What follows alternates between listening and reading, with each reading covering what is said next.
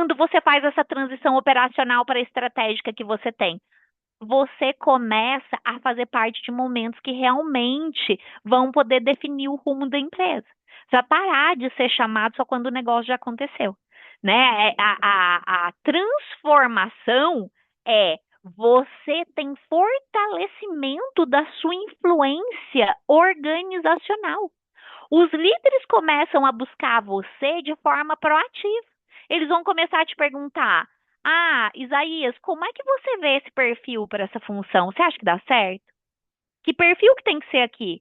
O que esse comportamento ele pode gerar dentro da equipe? Qual que seria a melhor forma de desenvolver esse líder na sua visão, Letícia? Na sua visão, Camila? Nesse momento, o RH ele deixa de ser percebido como uma área administrativa, como uma área de apoio, e ele passa a ser reconhecido como uma área que é essencial para o crescimento e para a sustentabilidade do negócio. Porque eu não sei vocês, mas eu acredito que o RH é uma área fundamental para o crescimento dos negócios. Ele é a porta de entrada de talento das empresas. Quando não está funcionando bem, o comercial trabalha com uma mão e o pessoal consome com a outra, tá? Então a gente tem que ter essa maturidade e perceber que essas três mudanças, que é ganhar autoridade técnica, que vai mudar como você é percebido dentro da organização, participar de decisões estratégicas, que é você começar a ter voz, você começar a ser cotado dentro das decisões, você passar a importar na tomada de decisão. E o terceiro ponto, que é fortalecer a sua influência organizacional, que é consolidar o RH como uma área imprescindível para o crescimento, é isso que vai trazer sustentabilidade para o negócio e para você numa carreira de RH. Percebam que essas três mudanças, elas caminham juntas. Quanto mais transformação e apropriação você tem desses pontos, mais valor você agrega às decisões tomadas dentro da sua empresa em relação às pessoas. Você já pensou, com tudo isso que a gente conversou aqui, se o RH ele pudesse participar antes das tomadas de decisão? Como nós evitaríamos retrabalho, desgosto, estresse, uma série de coisas que acontecem? Então, eu quero convidar vocês para olharem isso com muita atenção, né? Como é que vocês estão ajudando a prevenir decisões que podem gerar risco para a organização hoje? É exatamente isso que acontece quando você cria essa estrutura para analisar o comportamento de forma consistente. Você começa a participar antes. Quando o RH consegue trazer uma leitura comportamental clara para a liderança, ele não está rotulando as pessoas, ele está oferecendo uma análise que ajuda a empresa a compreender como aquele profissional tende a agir dentro daquele contexto. Então, você ajuda a ter decisões melhores, mais conscientes, mais alinhadas com a realidade do negócio. Você começa a atuar de uma forma muito importante dentro da organização. Você conversa antes que as decisões sejam tomadas. Você passa de executor de processo para parceiro estratégico nas decisões sobre pessoas. A gente precisa virar essa chavinha, trabalhar isso com intencionalidade, que dá para fazer.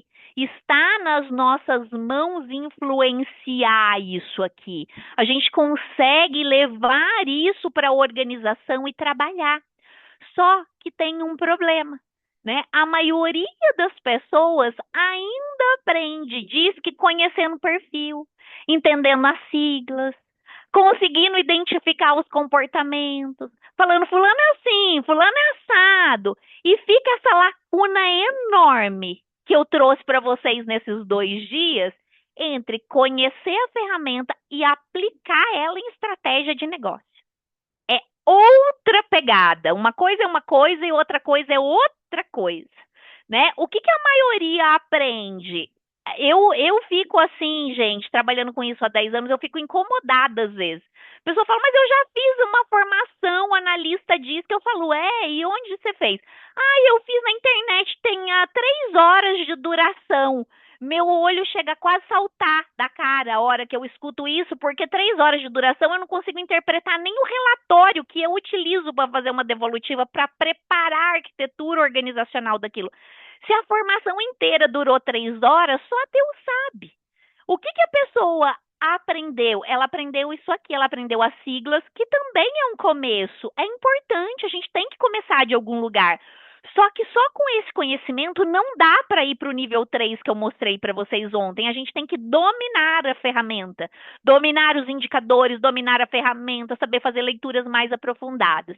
E o que faz a diferença? Esse domínio que eu estou falando para vocês, como é que a gente usa com critério objetivo ali para decisão estratégica, contratação, promoção, formação de equipe, gestão de conflito.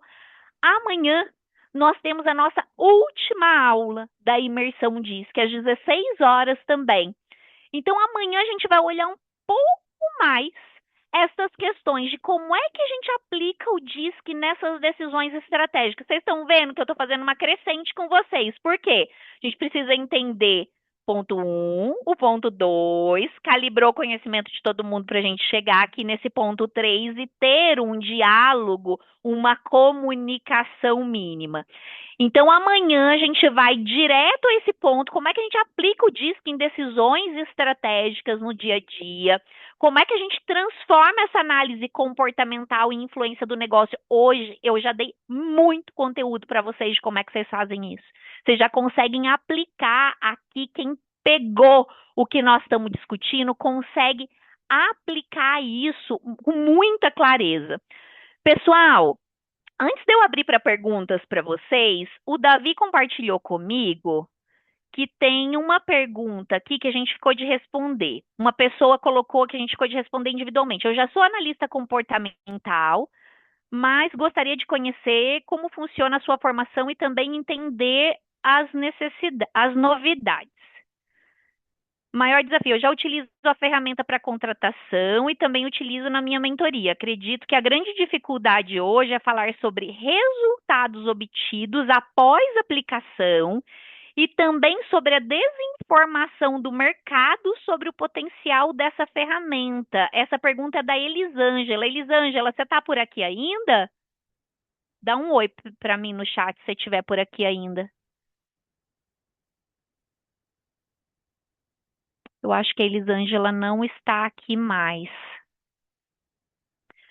Bom, mas eu vou responder e aí depois, quando ela tiver oportunidade, ela vê a gravação aqui, como é que vai ser. Já sou analista comportamental, mas eu gostaria de conhecer como funciona a formação e também entender as novidades. Amanhã eu vou explicar para vocês, no final da nossa aula, como vai ser a formação de analista comportamental DISC do Instituto Casa. E eu dou mais detalhes para vocês. Eu já utilizo a ferramenta para contratação e também utilizo na minha mentoria. Acredito que a grande dificuldade hoje é falar sobre resultados obtidos. Pessoal, para resultados obtidos, a gente tem que fazer a mensuração de avanço. Normalmente, eu vou falar para vocês como eu, Dariane, trabalho, tá? Para fazer essa mensuração de avanço. Eu gosto de trabalhar com dados. Então, quando a gente aplica esse relatório, eu não trabalho com eu, Dariane. A plataforma tem disponível e vocês podem trabalhar. Não trabalho com assessment sem feedback. Sem o gráfico ali do feedback 360. Pelo menos um superior imediato, 2 pares e 3 liderados. Por quê? Na minha visão como especialista, um material que não tem o feedback, ele pode estar completamente distorcido se ele depende só da autopercepção daquela pessoa. Então, toda vez que eu vou trabalhar com o DISC, isso que eu estou falando para vocês é mais avançado, tá? Então, eu vou responder porque a pergunta dela e ela já é analista, mas como ela perguntou e eu falei ontem que responderia, eu vou fazer essa resposta. Toda vez que eu aplico um assessment DISC, que eu aplico esse feedback, Ao final de um programa de desenvolvimento de liderança, ao final de um mentoring estratégico, ao final de um ciclo de PDIC de 12 meses, eu reaplico aquele feedback nas mesmas pessoas que responderam à primeira versão. Porque eu consigo saber exatamente se aquela pessoa teve avanço ou não através do segundo feedback das pessoas pelos comportamentos observáveis delas, tá? Então, isso é muito importante, mensurar. Porque não dá para eu olhar e falar, eu acho que o Juninho melhorou assim, olha para você ver, olha bem para ele deu uma melhoradinha, não dá, eu preciso dos dados, né? Então, a gente tem que fazer e eu faço dessa maneira após a aplicação. Então, os resultados você pode medir com o feedback e depois de um ano, você pode. Eu não gosto de ficar aplicando disco toda hora nas pessoas. Eu acho completamente desnecessário e não dá tempo nem da pessoa absorver os aprendizados que ela vai ter. Eu recomendo aplicar uma vez por ano, dentro de empresa, sempre antecedendo o ciclo de PDI, né, que vai ser feito. Faz isso conectado com a avaliação de desempenho. Qual é o papel da avaliação de desempenho? Conectar os objetivos estratégicos da organização com a força de trabalho da organização. Parece óbvio, mas não é. Eu tenho que olhar esse resultado da avaliação de desempenho, tenho que olhar quais são os gaps comportamentais que tem, que aquela avaliação de desempenho me mostra. Eu tenho que priorizar quais são os comportamentos que vão ser desenvolvidos naquele ciclo de desenvolvimento e eu tenho que transpor isso para o PDI, o PDI-C, que é um PDI coletivo, ou o PDI-C do indivíduo, o PDC-C, que é o Plano de Desenvolvimento Coletivo Comportamental, ou um PDIC, o Plano de Desenvolvimento Individual Coletivo. Eu tenho que transportar esses dados que vão ser desenvolvidos naquele ciclo anual. Então, eu preciso mensurar avanço. Eu posso mensurar com feedback dos envolvidos numa segunda rodada, ou eu posso mensurar o avanço com o ciclo posterior da avaliação de desempenho. Pegaram? Como que é a estratégia? Quem conseguiu entender, coloca assim no chat para mim, só para eu ter certeza que eu não fui lá longe e vocês